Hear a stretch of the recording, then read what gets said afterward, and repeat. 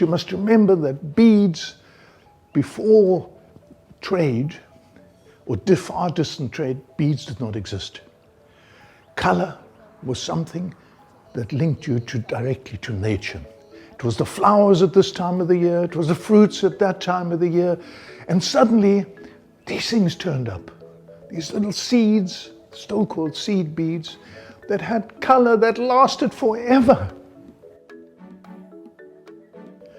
And ever since then, we've had the most beautiful beadwork, and while the rest of the world was embroidering with beads, we were making incredible jewelry with beads.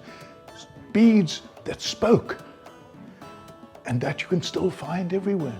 The language of symbols, of color, later on of letters. It's wonderful, and it's still being made all over the place.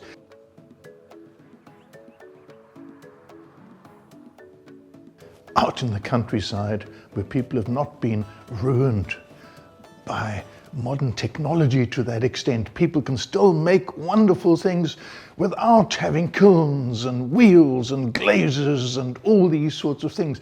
People who still honor their craft, people who are still celebrating themselves, people who are still surrounded by those values that we should all hold so dear.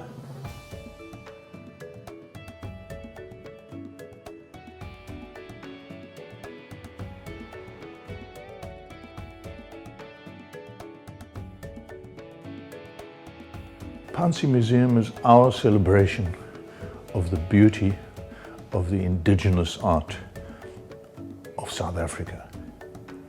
Starting in KwaZulu-Natal, where we come from, and where we did our first explorations, where we searched and we came upon these most beautiful objects that we started collecting for about 40 or 50 years now.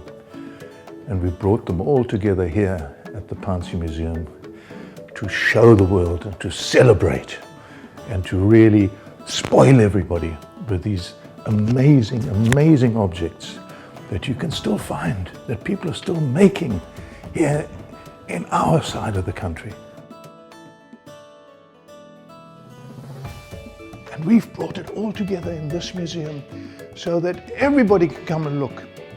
Everybody can come and saturate themselves in this incredible, incredible beauty and this triumph over adversity, because we must always remember that all this happened during the worst years of our history in this part of the world.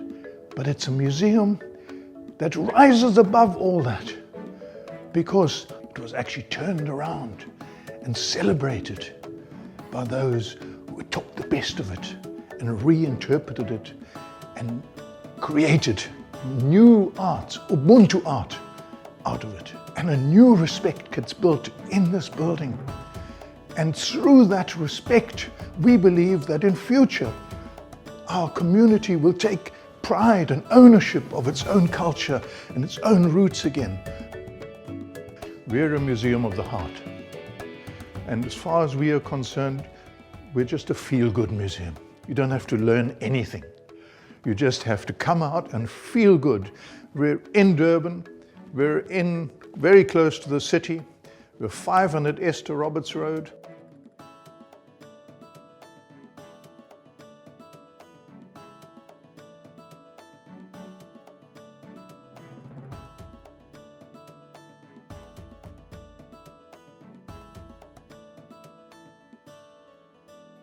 Where in the world do you still find a situation where people remember how to make these things, where people remember how to create beauty, people who actually live, make things, use their gifts to actually be human and to indulge themselves in what it means to be human?